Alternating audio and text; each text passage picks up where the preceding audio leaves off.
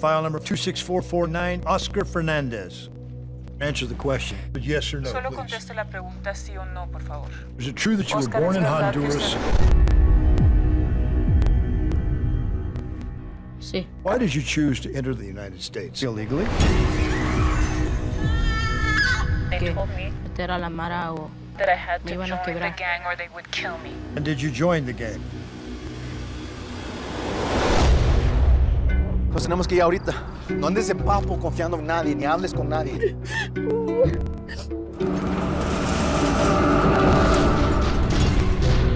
Quédate cerca de la gente. ¡Vamos! ¿Quieres ser oído por un juez? Sí. Yo te voy a ayudar con lo que tienes que decir. Si me deja quedarme aquí, Su Majestad. Señoría, no Su Majestad. Dale pico. Dale pico. Todos tienen que ducharse. Quítate la camisa. No puede ser niño. En este preciso momento debe de crecer para sobrevivir. Sí, mami. ¡Quiero hablar con mi abogado! Did you take part in criminal activity? ¡Eres un matón de primera! Please answer the question. Los reporteros no pueden hablar con ustedes. I will ask you one more time. Answer the question. Put your headphones back on Póngase los now. audífonos ahora.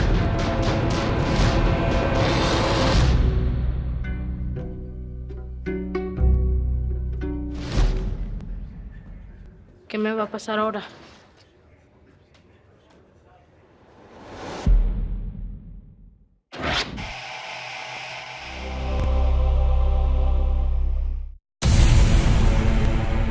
This week on Vice, the end of asylum in America. Preferimos morirnos en el intento de cruzar que quedarnos allá muriéndonos poco a poco. People are still coming in the thousands, and it seems like they're finding solidarity and strength in their numbers. And then, the bizarre world of human lab rats. You're not the guy with the 10-hour Viagra erection, right? No, that wasn't me. That wasn't you? Okay. Thank God. I'm a freaking guinea pig lab rat, and I love it.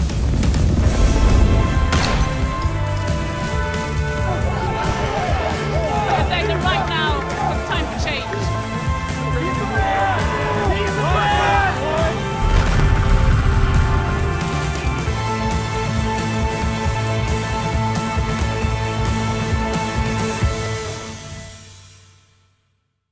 In response to the large caravan of Central American migrants attempting to reach the United States, the Trump administration has taken extraordinary steps to fortify the border. My administration is finalizing a plan to end the rampant abuse of our asylum system. Citing widespread abuse and fraud, the administration began cracking down on the nation's asylum system last year, narrowing legal pathways for people fleeing Central America. Krishna Andavolu traveled to Central America and the U.S. southern border to see how these new policy changes might impact the fate of these thousands of asylum seekers.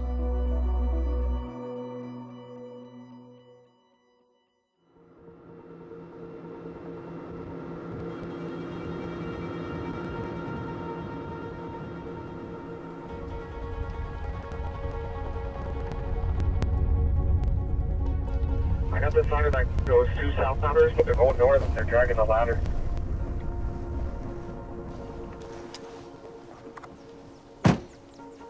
So where's the river from here? I'll show you. Okay. Right here is a known area where they will raft people across. They'll dock their raft, get 5, 6 people at a time, and tell them to wait up here until the entire group is ready. Right here, if you look straight, is a raft. It's a green and yellow raft.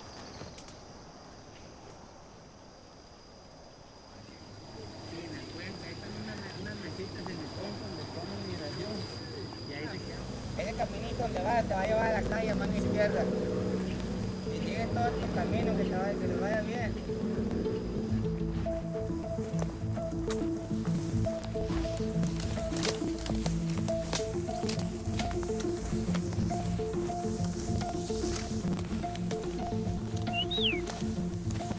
So we witnessed a raft come across the Rio Grande. It looks to me like it's a family unit. So Border Patrol is about to apprehend them.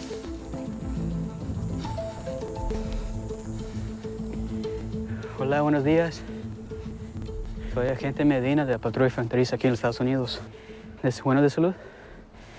Vamos a caminar a la camioneta.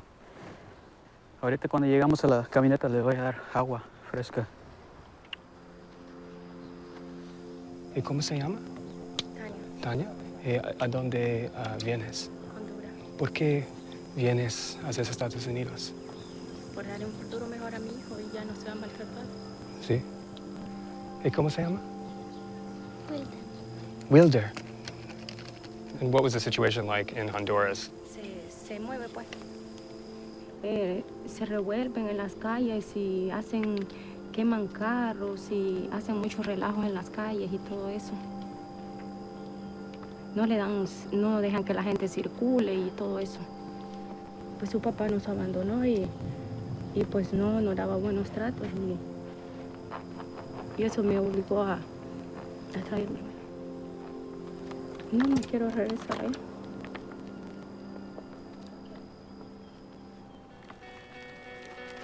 Families like Wilder and Tanya are crossing into the United States at record numbers, even as overall border arrests have fallen for decades, posing a unique challenge for Border Patrol officers. Right now, the majority of the apprehensions that we make along the southwest border are primarily Central Americans. They turn themselves in. Right. They're not trying to get away from us. Why do they do that? They will always claim that they were escaping gang violence. What do you see coming up I here? think this is people turning themselves in, looks like. ¿Y qué es la razón de que viene? No hay fuentes de trabajo ya, mucha delincuencia, muchos mareros. No, más que solo mareros. Le cobran a uno el impuesto de guerra y lo hacen emigrar a uno. Asylum is there for a reason. There's people that really need asylum, that qualify for asylum. To say that all qualify for asylum, I would say that's not true. The system is being gamed. It has become an easy ticket to illegal entry into the United States. Deciding which migrants deserve asylum falls on courts run by the Department of Justice. We spoke to immigration judge Ashley Tabador about the state of asylum today.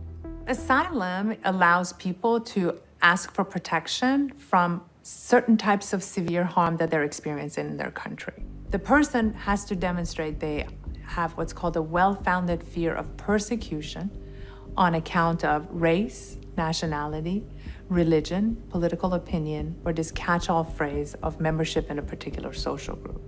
And they have to show that this fear of severe harm for these reasons is either being done by the government or the government is unable or unwilling to provide them with protection.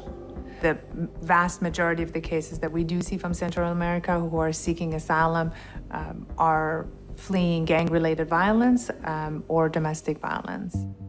The United States will no longer grant asylum to victims of domestic abuse or gang violence in most cases. Asylum was never meant to alleviate all problems, even all serious problems that people face every day all over the world. The Attorney General's June decision overturned immigration court precedent, limiting the legal pathway to asylum. This reversal followed other measures designed to address a staggering backlog of more than 760,000 pending immigration cases. Are immigration courts being politicized? Well, we believe that the immigration court system has traditionally been used, that is unfortunately as an extension of the executive branch's law enforcement policies. So it certainly predates this administration, but more recently it's just become much more pronounced and much more problematic. There may indeed be a real reason for people who are rushing in and who are seeking asylum or protection. And the backlog is because the court has been mismanaged and not provided the resource in addition to that mismanagement. So this idea of this correlation of, oh, well, we have more backlog and we have more people, therefore it means people are abusing it, it's a logical fallacy. But the court backlog has real consequences. Asylum seekers must wait months or even years for a final decision. For some, this is good news. They can live and work in the US as their case winds through the system. But for others, the prolonged legal process is reason enough to abandon their claim and be deported.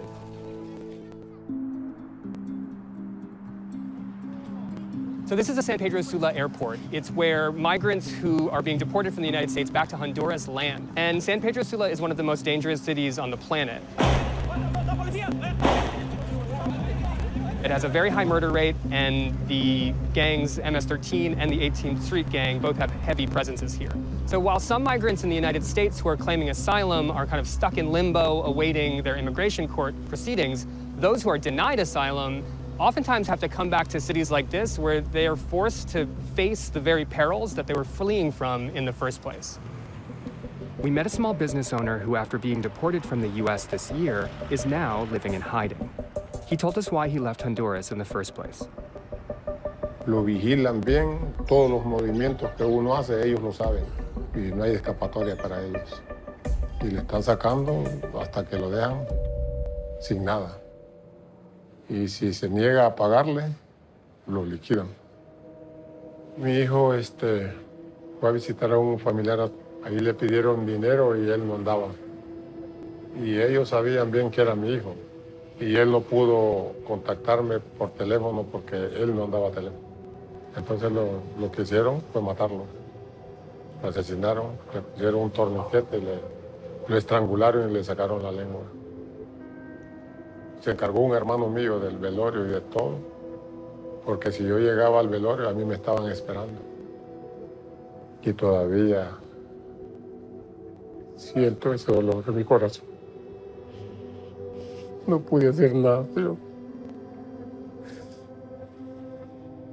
His family relocated 6 times within the country, but the gang kept pursuing him. Eventually, he journeyed to the US and was picked up and detained by immigration authorities. Me dijeron que me iba a estar 18 meses preso.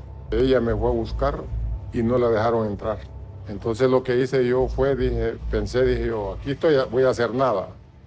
Mejor voy a tratar de ver cómo hago para pedir mi deportación y irme porque no me van a ayudar en nada. Do you have the deportation form? Solo esto me dieron porque cuando uno sale le quitan todo. Did they explain to you what this form meant? That this meant that you were waiving your right to a credible fear interview to start the process of applying for asylum? No, solo me lo trajeron y me dijeron, firme aquí, que usted va mañana ya para su país. Eso fue todo lo que me dijeron. Nadie me leó, qué explicaba, nadie. Entonces yo firmé porque me sentí desesperado porque no tenía esperanza de nada. Ellos ya me habían dicho que no, que me iba a estar 18 meses y no había garantía de asilo. Porque tuve el pánico de que yo estoy seguro que me iban a matar a mi familia. Eso fue, por eso me vine. Are you living in fear? No me siento seguro. Porque esa gente anda en toda parte.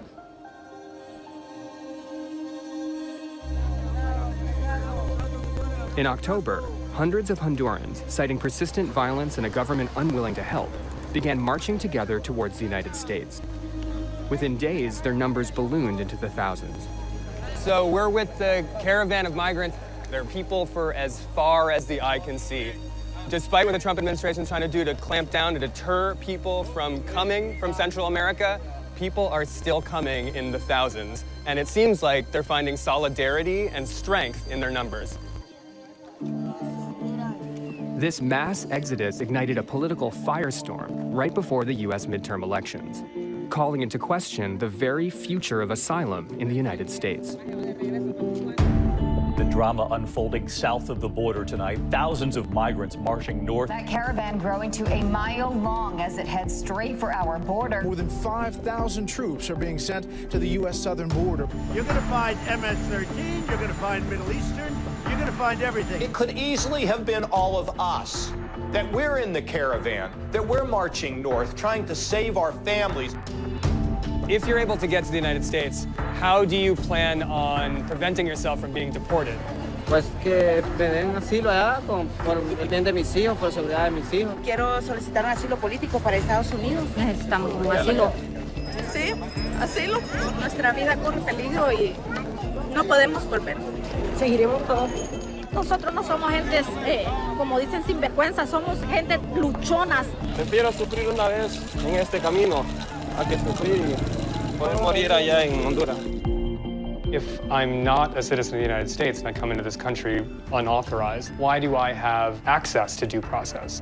We've made a commitment that if somebody comes to our borders and says, I have a fear of going back home, I'm seeking asylum, that they should be afforded due process. There's no restriction about being a United States citizen. That is what both our commitment to the international community requires, and that is what the Constitution of the United States provides for each individual.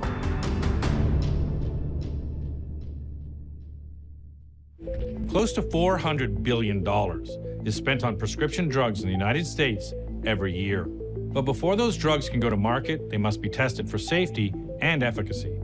Now, testing begins with laboratory animals before moving on to human beings who are often paid to take part in FDA clinical trials. The practice has created a subculture of people who travel around the country making a living by participating in these trials.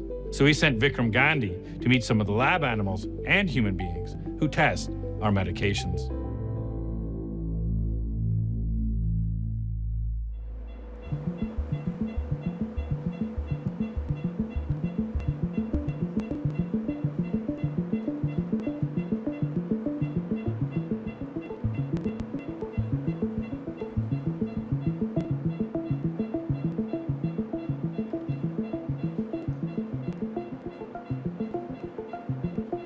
What exactly are you doing? What is this surgery? We have a prototype artificial cornea made out of synthetic material. We're trying to see if it might work in rabbits. This rabbit is one of many participating in a trial of synthetic cornea implants at a Johns Hopkins University research facility in Maryland. How would this translate into humans? Directly. I've had 3 corneal transplants. Wow. All of my transplants came from cadavers. This is a plastic cornea. You can put this in a wrapper just like you do suture. You just open it up and do the surgery. I know. Robert Adams is the Director of Research Animal Resources. He oversees the care of the research animals, which are used for medical testing. So this is a pretty typical animal room. It holds somewhere between 700 and 900 cages. This is like an apartment complex. Yeah, it's like a condo. Probably most of them in this room are genetically modified. And so what does that mean? Well, they either put a gene in or taken a gene out. She's checking her mice to see if they are transgenic. We're looking for the Marfan mutation that was inserted into the mouse. So she's going to take a small piece of their tail, and that's going to be analyzed to see if the gene is there. And so what I'm going to do with these mice, if they have the Marfan trait, is treat them with a specific drug. We have fish, we have frogs, bats, owls, rabbits, guinea pigs, multiple species of monkey, pigs, dogs, cats. No sheep right now. We have rats in here. You want to see rats? Sure. A mouse is good as far as genetics go, all that stuff. But if you want to do surgery on them, they're only this big. So you can do more things with a rat than you can with a mouse. You know, you can use 100 rather than 2 monkeys. Right. Monkeys are extremely expensive. These were about $7,000. Would you sell me a monkey? No. We have some of our monkeys on treatments every day, and the one thing we found that when they're tired of everything else, they'll still eat the Starburst. There he goes. Okay, we'll go look at the pig. You see that area on its side? Yeah. So that's the knee from another pig. So that is a knee? Yep. That knee is no different than transplanting a kidney or a heart or a lung, but you can see it. Right. So it's far easier to know is something going wrong by looking at that. When it comes to development of medicines in the United States and around the world, why is this center and other centers like this important to that process? Well, in the United States, most biomedical research is done at institutions like this. Pharmaceutical companies, you know, they talk about how many billions of dollars it costs to produce a drug, to develop a drug. So they're not, while they do basic research, a lot of the basic research is done here. And then if it looks like it's going to work out, then it'll go up to the higher level to a pharmaceutical company. Once the safety and efficacy of a new drug is determined through animal research, the preclinical phase ends and the drug moves on to FDA clinical trials. In order to gain FDA approval, pharmaceutical companies need to make it through multiple phases of clinical trials to find out how the drug affects human beings. For much of the 20th century, medical experiments were conducted on prisoners. Holmesburg Prison in Pennsylvania was one such facility where inmates were the subjects of testing.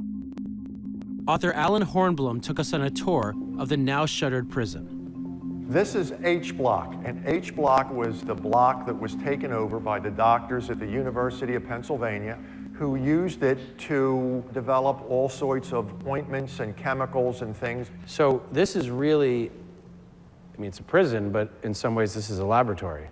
This county prison became an adjunct of the University of Pennsylvania's medical school. You had 2-3 dozen different experiments for different private and public sector operations, including the U.S. Army. By 1974, news about the experiments here become so negative, so problematic, that the city leaders shut it down. That was replicated at similar facilities around the country. But a growing pharmaceutical industry still needed to test new drugs on human subjects. So for the first phase of clinical testing, they now hire clinical research organizations, or CROs, which do the work of finding participants and running the tests. The biggest CRO is Covance Inc., which has over 80 facilities around the world. We went to Evansville, Indiana, to meet some clinical trial participants. Every study, you'll hear about that study where they cut off your toe and sew it back and you get like lots of money. That's not real. It's just one of those urban myth things. I'm at the Corner Pocket in Evansville, Indiana. This is a hangout for human guinea pigs. Are you a career lab rat? Absolutely. This is my main gig. So far this year, I've made $21,000. I've done 30+ studies. I mean, I used to not even look at studies below $4,000. Wow, okay. You know, some drugs are more profitable than others. I don't have a whole lot of other career options. I'm a lawyer, but I don't practice. You're a lawyer? Yeah. Wow, what happened? I have some competency issues. You're not the guy with the 10-hour Viagra erection, right? No, that wasn't me. That wasn't you. Thank God. I was doing a study in Nebraska probably last September. The side effects I was feeling was like a tingling sensation in my hands and like my eyebrows, but it got better. Do you feel that doing all these drugs for so many years has affected you physically or mentally?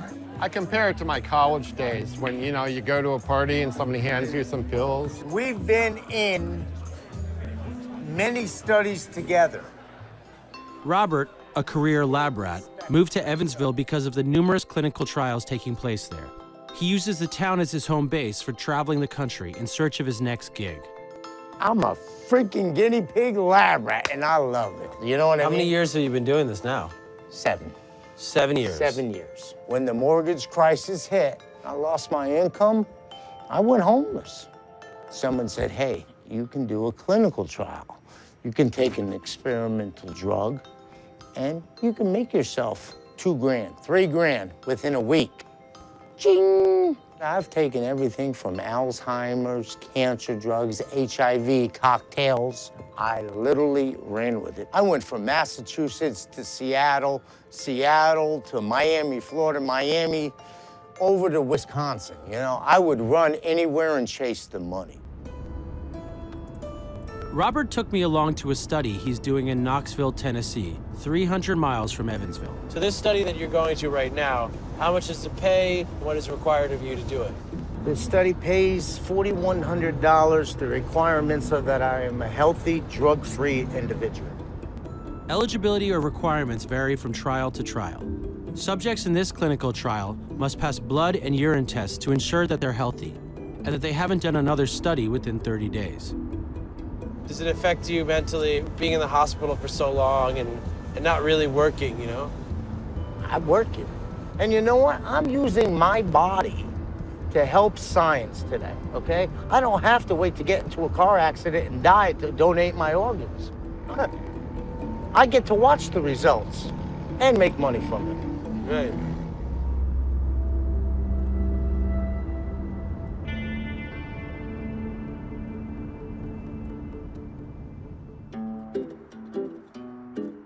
The next morning, Robert checked into the UT Medical Center for a 14-day trial of a cholesterol medication.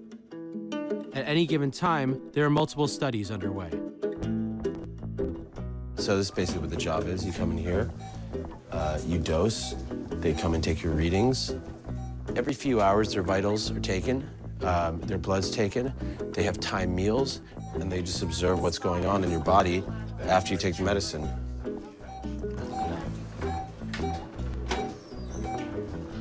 How's this going so far? Did the medicine this morning make you sleepy at all? I haven't felt anything so far. No, for me, I'm fine. Yeah. Good, that's the right answer.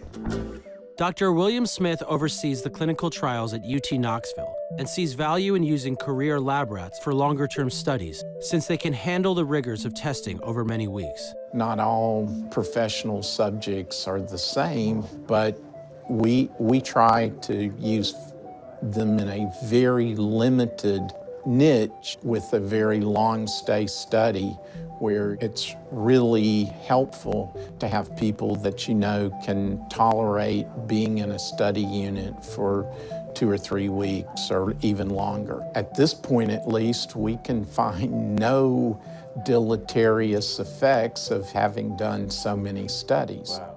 After having their blood taken and their vitals checked, the only other responsibility is to eat, which is how they often can catch up with other lab rats. What study is it for you? Me? Yes, sir. Oh, probably like 70. 70? So where'd you travel from, or do you live here? I live in Florida. You do studies in Miami area? No, I stay on the other end. I stay in Daytona. How's the Orlando clinic? If you've been to Koblenz and Daytona, it's about the same. Which one of you is just another lab rat? That's JALR. I've never met you, but it's nice to meet you. Yeah, pleasure. I've heard of you. Robert's roommate Paul founded a website that lab rats use to track down studies. He's a bit of a celebrity in the world of clinical trials. So, wow, what's going on here? This is... All right, this is gonna be a fursuit I'm gonna have made. It's like a full body fursuit. So you want to actually dress up like a rat? Right, it's to advertise my website. Do you like the environment here? Yeah, I do. It's a very structured environment and you can't leave, so it's a completely separate world when you're in here. It's actually quite difficult to imagine staying in a room like this for 2 weeks straight.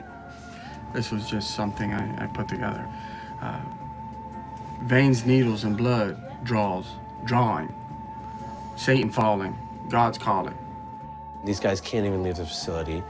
Yes, they can consume social media or watch television, but they're pretty much trapped. I see a vision, dog. Too many drugs, pharmaceutical thugs. A lot of these guys have done up to 50, 60, even 100 clinical trials. Yeah, I take drugs to make money to pay bills. Ain't that funny? It's not, but it's reality. I died already. Another lab rat casualty. Some of the lab rats say this lifestyle is not sustainable. I'm to the point now where I'm looking at other options. It's not a means to an end. People who think they're gonna make a living indefinitely, it's just not gonna be possible. Yeah. A lot of people age out. I'm kind of near my end game because I'm just having a lot more problems as far as my blood draws. I have a lot of scar tissue in my arm. How many times do you think you've gotten your blood drawn? At least 5,000 times. 5,000 times? Yeah, but if you need $5,000, there's very few places you can get it legally in 2 weeks. While clinical trials have given professional lab rats a quick way to make a buck, there's no quick way to make a drug.